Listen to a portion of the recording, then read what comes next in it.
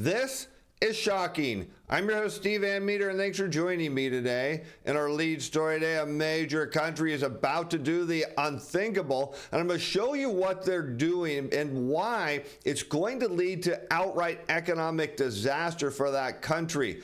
Then we're going to take a look at the U.S. data because I want you to see that we're on the exact same path as they are, and this is going to spell outright disaster for the U.S. economy and even worse, the U.S. labor market. Now, let's head over to Bloomberg, where we picked today's story up with a headline as Mexico's weak growth and inflation slowdown set up a new rate cut. And that's right, this is going to be their second cut. But here's the big piece. Consumer prices in Mexico slowed much more than forecast. And that's not something we hear from the central bankers or even the stock market that believes that if you want to create inflation, all you need to do is cut rates a couple times, and next thing you know, it comes right back with demand. And what we're seeing in Mexico is exactly what happens throughout history is central bankers get this wrong. The problem is it's coming to the U.S. perhaps as soon as September.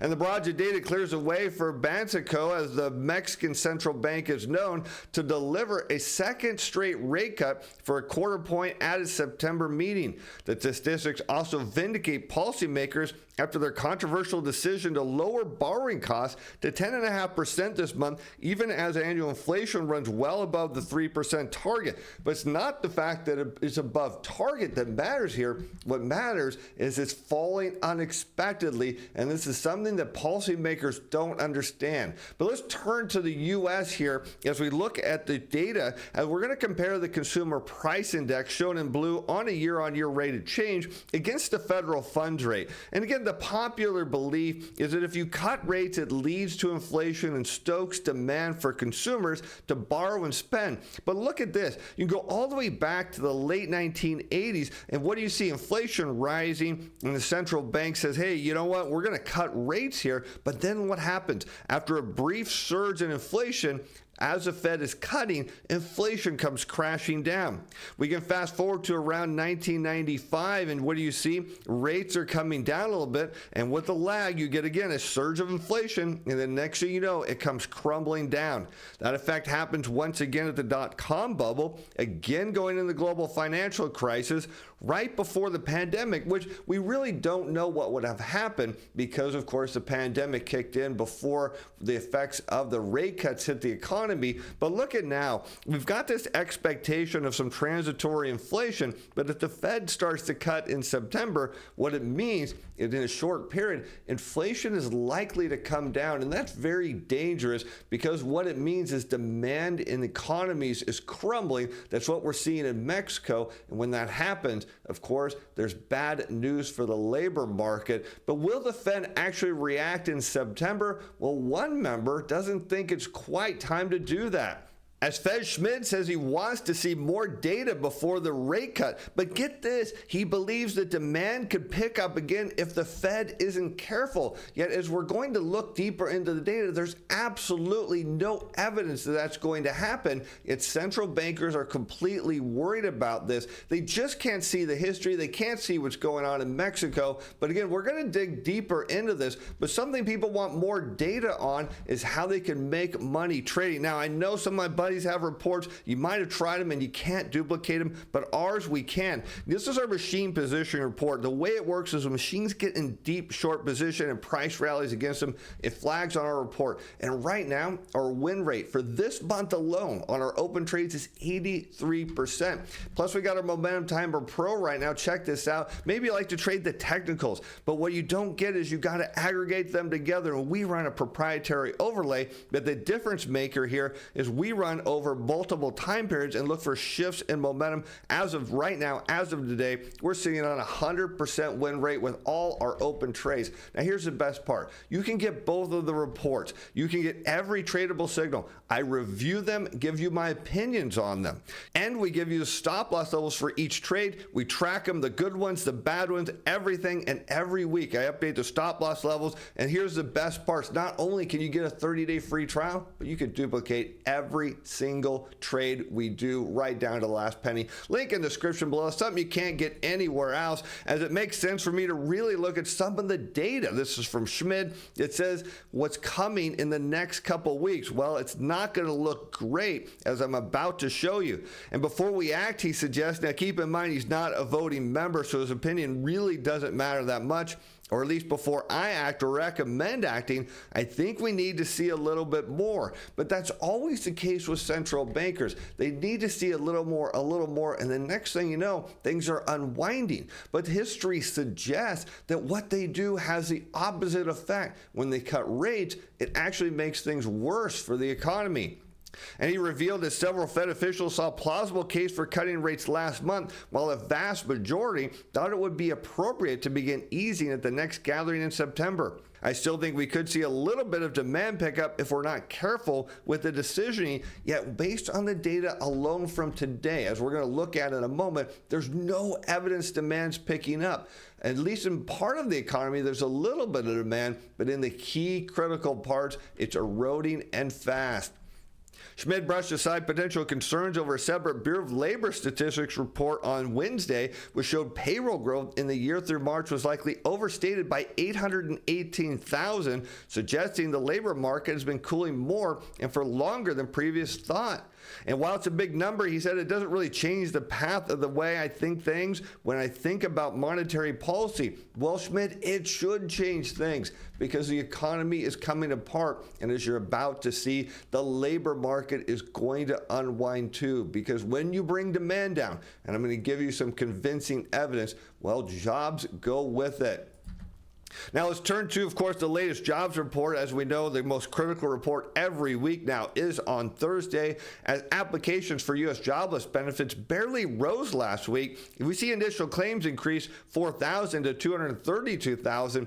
But that's the seasonally adjusted number. Wait till I show you the non-seasonally adjusted number. That's going to blow you away. But the one I care the most about is not the initial claims. It's those who are on unemployment. Let's check this out. As continuing claims, a proxy for the number of people receiving unemployment benefits, edged up to 1.86 million in the week ending August 10th. Now, when that number rises, I love the article. It says it suggests, no, it actually means yet unemployed people are having a more difficult time finding a job. No, it means they're not able to find a job, which is why they become structurally unemployed. Now, granted, there are some people that do come off of that report each week, but right now it's virtually running even. For everybody that's going off, someone new is coming on. There's really no change there. But when you think about this from a demand perspective, when people get on unemployment, their incomes go down. And then on top of that, you have high energy prices right now. You have a bunch of insurance costs that have gone up, and you have high debt service costs, in addition to the fact that prices are still relatively elevated. So when you have less income, well, the natural expectation is you cut your spending. When you do that, well, inflation comes down. And this is a case where Schmidt just is too worried about the wrong things. He just can't see what's right in front of him, because what we look at is the continued unemployment claims are rising. You see back here in the late 1990s, and look what happens with a lag.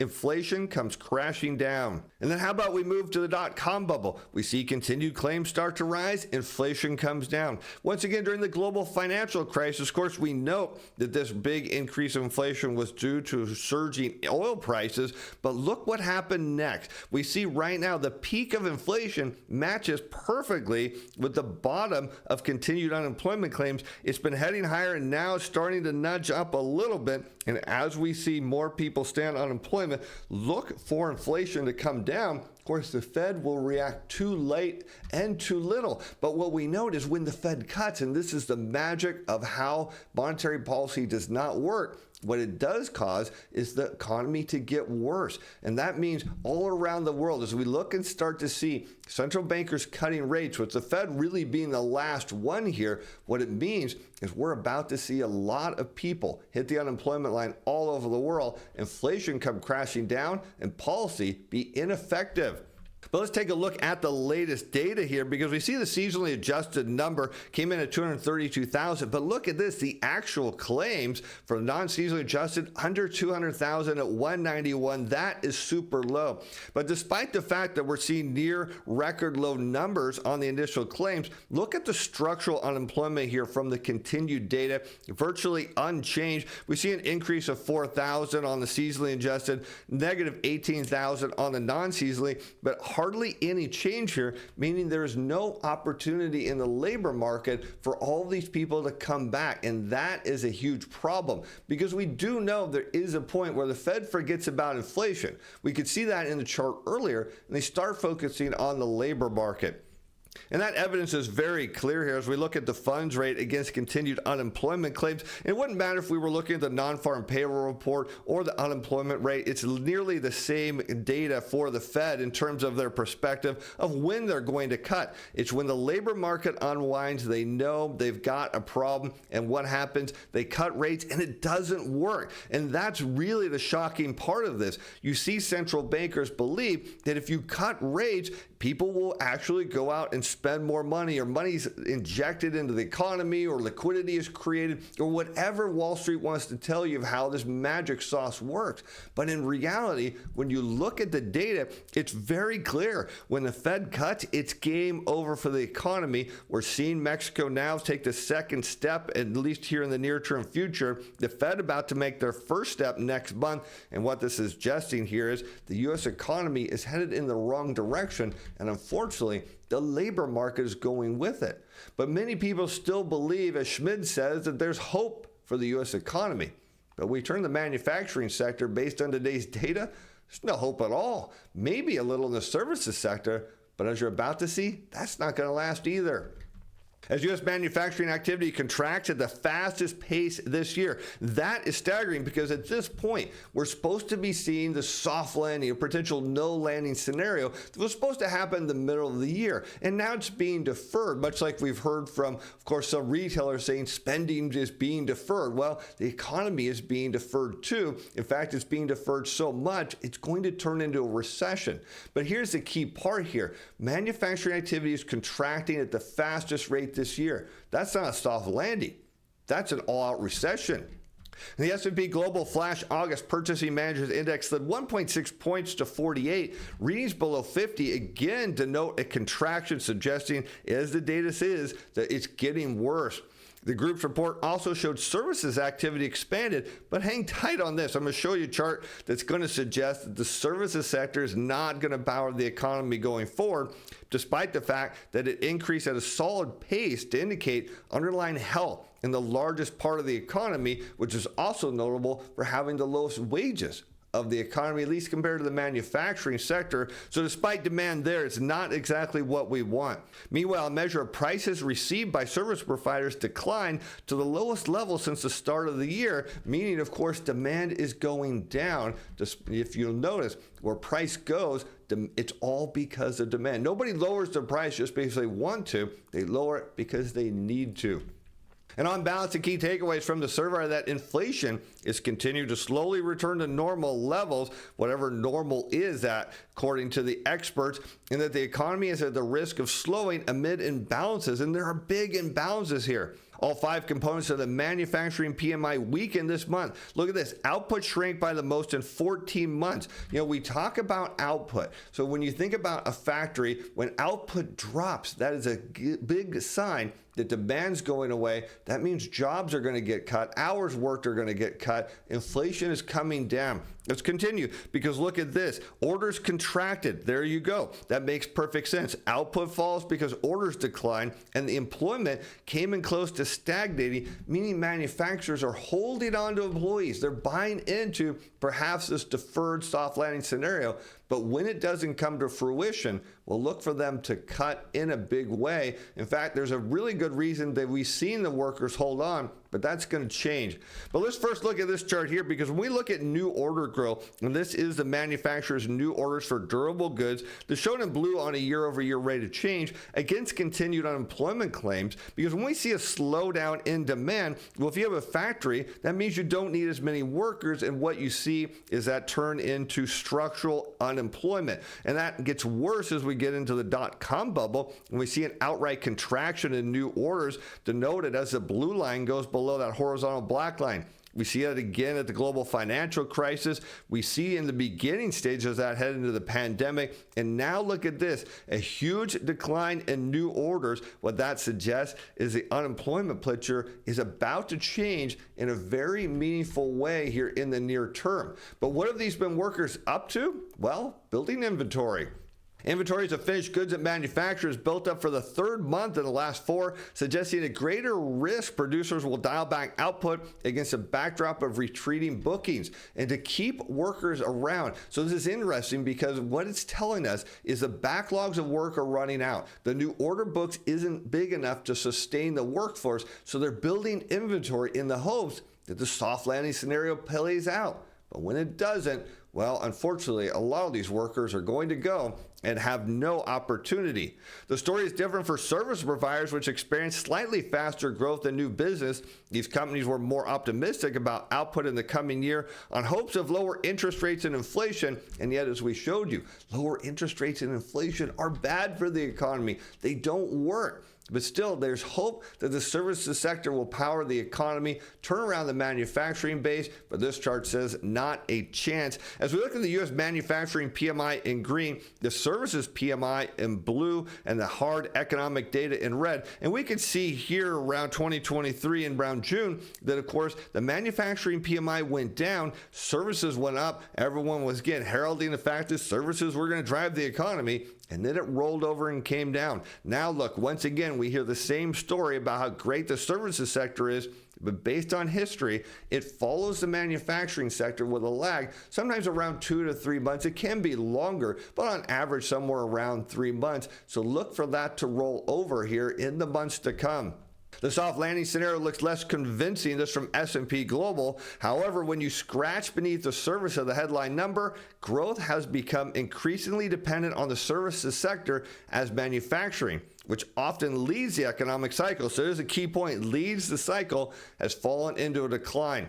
The manufacturing sector's forward-looking orders to inventory ratio has fallen to one of the lowest levels since the global financial crisis, indicating that that's exactly what we're headed into. Because keep in mind, the small and mid-sized regional banks here in the U.S. are still largely insolvent. The health of the economy is in bad shape. When the Fed starts to cut, it's going to be game over. And at the same time, service sector growth is constrained by hiring difficulties, which continue to push up pay rates and means overall input cost growth inflation remains elevated by historical standards. The policy picture is therefore complicated. Well, not that complicated. It means we're headed into a recession here, and hence it's easy to see why policymakers are taking a cautious approach to cutting interest rates. No, it makes absolutely no sense why they're doing this at all, because if they believe in the magic of cutting rates, which they do, which we know doesn't do anything, then they need to be cutting now, because things are going to get worse by mid-September. However, on balance, the key takeaways from the survey are that inflation is continuing to slowly return to normal levels, and the economy has risk of slowing amid imbalances. Yes, again, that we said that moments ago, but that is the case. It's not just slowing at this point. It's going to accelerate its downward move. And we can see this exactly, again, as it comes back to inflation. You can see the relationship between new orders and the consumer price index. New orders in blue, CPI in red, both on a year-over-year rate of change. And you can notice where new orders go, demand comes down. That's the key point.